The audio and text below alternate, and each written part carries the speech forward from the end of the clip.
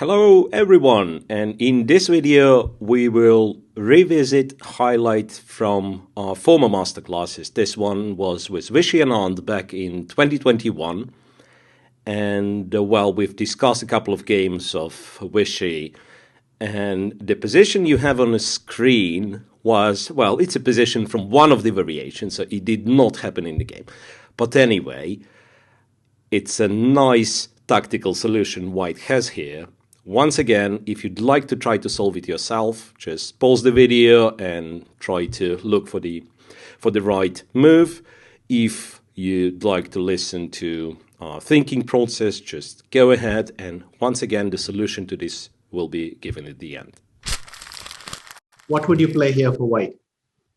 Okay, chat, I believe we are playing the immortal game with White, so let's find something. There is a very nice suggestion, sir, that I think I might be recommending as well. To go d6 and then bishop c4, doesn't matter what happens. Like bishop h1, we go bishop c4, bishop d6, we go bishop c4. That's absolutely right. So d6, bishop h1, bishop c4. Now, how would you defend as black? So this is, I believe, the best masterclass ever, because you guys have to think. I mean, that's exactly how the game works. You think for yourself and for your opponent. I mean, not like looking all the time at one side's resources. Like here we are winning and here we are winning as well. No, that's not the thought process during the game. So also, I hope it gives you a sense of what you face as black, because as black, what I was facing is not only the correct variations, but the wrong ones that I didn't know were wrong. So there's you have multiple problems. So anyway, can you see some resources for black? Okay, king g7 is what people say. Knight d5, bishop d5. Very good. King g7, I guess bishop f7 should win, because there is a knight e6 following as well. Knight d5. Knight takes f7 is very strong. What about bishop d5? Think Danny Dubov. That's a big clue. If some of you have seen some recent tournaments, that's a big clue. But because I wasn't sure myself what's the solution, because White's position is very rich, of course. Yeah, but that's a very, very beautiful position.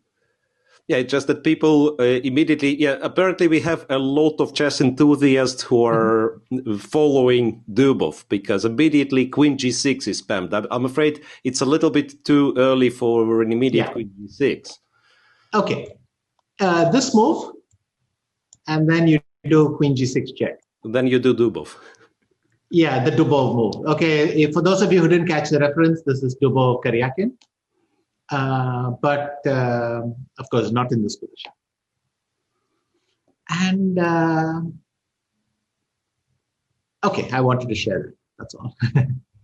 Queen g6 check. Okay, let's just finish the line. Fg6, bishop takes d5 check, rook f7, knight f7, and it turns out your queen has no squares. If you go to e8, then check, and that's made.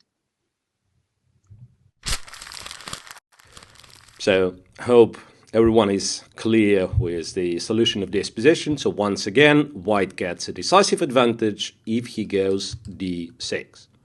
So d6, and well, perhaps the only principled move that Black has is actually accepting the sacrifice. So bishop takes h1, and then this is the idea, not to take on e7, but to go bishop c4. So pinning this pawn, and therefore queen g6 is a deadly threat. And yeah, we've discussed a few options. So king to g7, while Vishy said it loses trivially, well, it's not necessarily that trivial, because bishop f7, and that's the move that was mentioned in a discussion, rook f7, knight to e6, king h7, all good, knight d8, bishop d8, rook h1. But if you look at it, Black seemingly has sufficient material still, right? Well, White won some material back, but still it's rook and two knights against the queen. queen and a couple of pawns, that is. Yeah, but why white is winning here is because of h4 and then h5 idea. So white's attack pretty much never stops. And after, say, knight to c6, h4, h5 will follow, white's completely winning. Okay, back to position after bishop c4. Two other moves would be knight to d5, and this was once again touched briefly.